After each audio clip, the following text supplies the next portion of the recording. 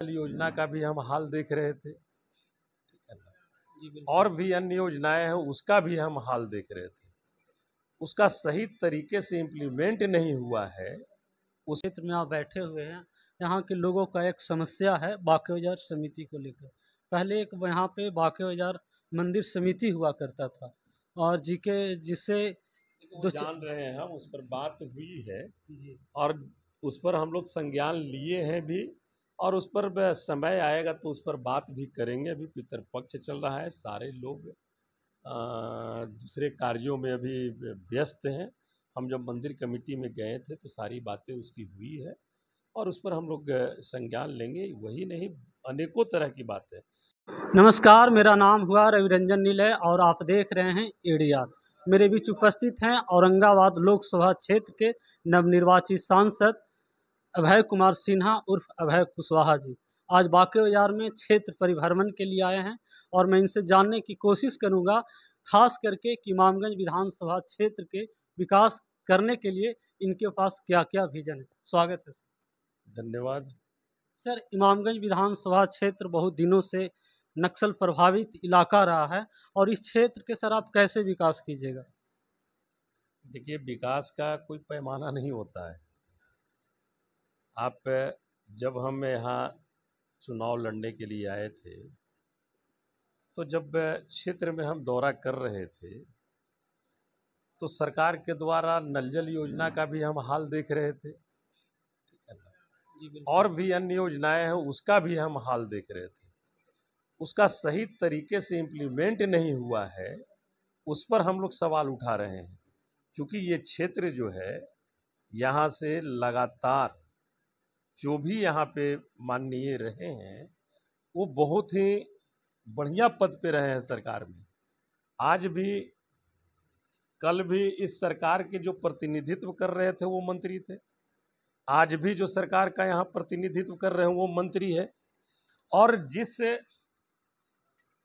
समाज की हम लोग जो बात करते हैं, सबसे पिछड़ा समाज, सबसे अंतिम पंक्ति में बैठा हुआ समाज, चाहे दलित हो, महादलित हो, पिछड़ा हो, अति पिछड़ा वर्ग हो, सबसे ज़्यादा कठिनाई उन्हीं के साथ है।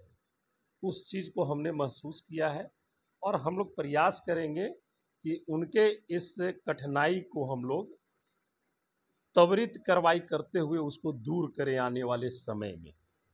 सर, बांके बाजार क्षेत्र में आप बैठे हुए हैं, यहाँ के लोगों का एक समस्या है बांके बाजार समिति को लेकर।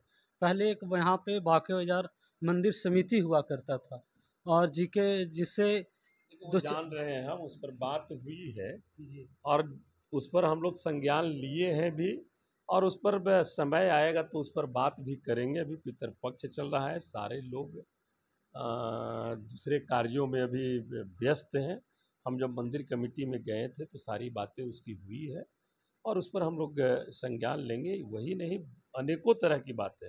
जैसे हम लोग मुख्य रूप से हम लोग एक चीज़ और रखे हैं कि जो रनिया तालाब से जो आपका डुमरिया रोड बना है, स्टेट हाईवे SS69 है, इसको हम लोग NH में परिवर्तित करने का, 4 लेन में इसको परिवर्तित करने का प्रयास हम तेज कर दिया है।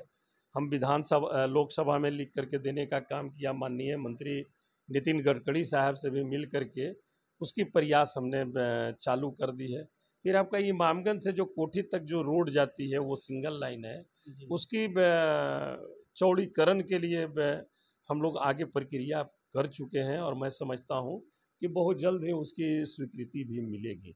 इस तरह का काम है जो हम लोग प्रयासरत हैं। आप देखे होंगे कि हम लोग रेलवे लाइन की भी बात की। पहले तो था रेलवे लाइन की भी ये गुरुआ वगैरह से होते हुए इधर से आएगी, लेकिन इमामगंज गुरुआ वगैरह होते हुए आएगी। लेकिन अब क्या कनेक्टिविटी आ रही है कि जो रेलवे ट्रैक जो आपको बोधगया सिरघाटी होते जो चतरा जा रही है, तो एक तो चतरा तो जाएगी ही, लेकिन एक सिरघाटी से और कनेक्टिविटी कटेगा जो बांके बाजार इमामगंज को जोड़ते हुए वो पलामू जाएगी और उसका सब कुछ बन भी चुका है। आप देखे होंगे कि जब इसकी हमने बात किया तो भारत सरकार के मंत्री माननीय मांझी जी उस पर घोषणा भी की है कि इस पर 400 कुछ करोड़ रुपया इस पर आवंटित, इसकी डिमांड हम लोग किए थे। लोकसभा में भी रखा था कि पहले भी इसके लिए 25 करोड़ रुपया आवंटित किया गया था इसका सर्वे करने के लिए। तो ये सारी मुख्य चीज़ें हैं जिस पर हम लोग काम कर रहे हैं। सर, इमामगंज विधानसभा में उपचुनाव होना है सर, उपचुनाव को लेकर आपकी क्या राय है? देखिए, उपचुनाव होना है तो बेझिझक मैं समझता हूं कि सभी दल भी तैयार हैं लड़ने के लिए, और इमामगंज विधानसभा की महान मतदाता भी तैयार हैं कि जितना जल्दी हो उपचुनाव हो, ताकि हमारा भी प्रतिनिधित्व जो इतने दिनों से खाली है वो वैकेंट को भरा जा सके। क्या सर आपके पार्टी में कुछ नए चेहरे आएंगे या पुराने चेहरे पे दाव? देखिए, नया चेहरा पुराना नहीं होता है, कुछ पार्टी पार्टी होती है, और पार्टी में जितने भी साथी होते हैं जो भी हैं, ये कोई ज़रूरी नहीं कि जो पंचायत का जो अध्यक्ष हो सकता है पार्टी उन्हीं को निर्णय ले ले कि हमारा प्रत्याशी ये होगा तो वही बड़ा हो गया।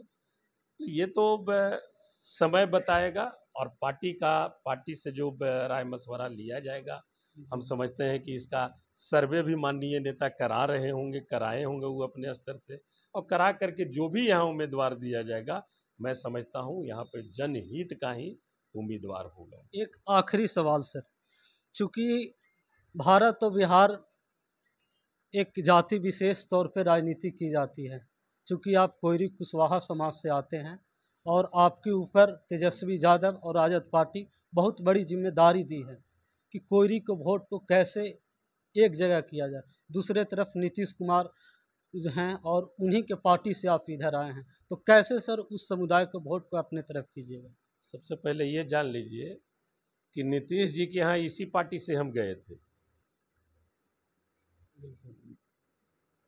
जेडीयू में भी हम राष्ट्रीय जनता दल से ही गए थे।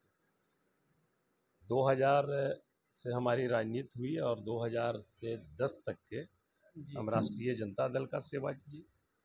10 में हमने पार्टी जब चेंज हुआ तो फिर उस पार्टी का सेवा किए, और हम लोग निस्वार्थ भाव से जहाँ भी रहते हैं काम करते हैं। और ये हमारी जवाबदेही नहीं है, हमें बहुत बड़ी जवाबदेही माननीय लालू प्रसाद यादव जी ने जो दिया है, उस जवाबदेही को पूरी ईमानदारी पूर्वक, निष्ठा पूर्वक मैं सड़क से लेकर के सदन तक के निभाने का काम चालू कर दिया हूँ और करता रहूँगा। बात सिर्फ हमारे कुशवाहा समाज की ही नहीं है, कोयरी समाज की ही नहीं है, बात यहाँ है हर एक वो पिछड़े समाज की, हर एक वो वंचित समाज की, चाहे अल्पसंख्यक हो, महादलित हो, अति पिछड़ा वर्ग हो, जो अंतिम पंक्ति में बैठने वाला व्यक्ति है, उसकी लड़ाई तेजस्वी प्रसाद यादव जी लड़ रहे हैं। जो हमारे किसान त्राहिमाम कर रहे हैं, जो हमारे छात्र बेरोजगारी से त्राहिमाम कर रहे हैं, उसकी लड़ाई हमारे तेजस्वी जी लड़ रहे हैं। तो निश्चित तौर पर एक बहुत बड़ा जन समर्थन बिहार में नई रोशनी की किरण के रूप में हमारे बिहार के लोग तेजस्वी जी को देख रहे हैं, और आने वाला समय में निश्चित तौर पर बिहार में महागठबंधन की सरकार बनेगी और एक नए बिहार का निर्माण प्रारंभ होगा। सर, एक सवाल और है कि चूंकि आप इंडिया गठबंधन में हैं और आपके यहाँ जो पार्टी है कांग्रेस प्रीपेड मीटर जो है उस पर विरोध कर रही है, पद यात्रा भी निकाली है, आज बोध गया में भी आई है पद यात्रा के द्वारा, तो क्या राष्ट्रीय जनता दल भी इसका विरोध कर रही है? देखिए, एकदम हम लोग उनके साथ हैं, और प्रीपेड मीटर ही नहीं, प्रीपेड मीटर हो। हम लोग का सवाल जाति आधारित गणना का है।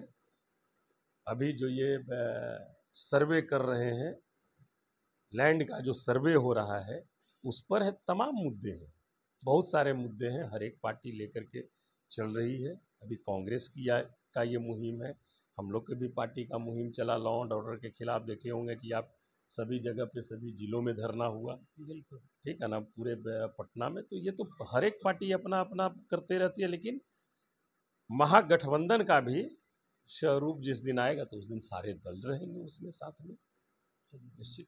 ये थे अभय कुशवाहा जी, जो कि बतला रहे थे कि हम सिर्फ इमामगंज विधानसभा ही नहीं बल्कि औरंगाबाद क्षेत्र को अपने तरीके से और राष्ट्रीय जनता दल का जो मैनिफेस्टो है उसके अनुरूप विकास करने का काम करेंगे।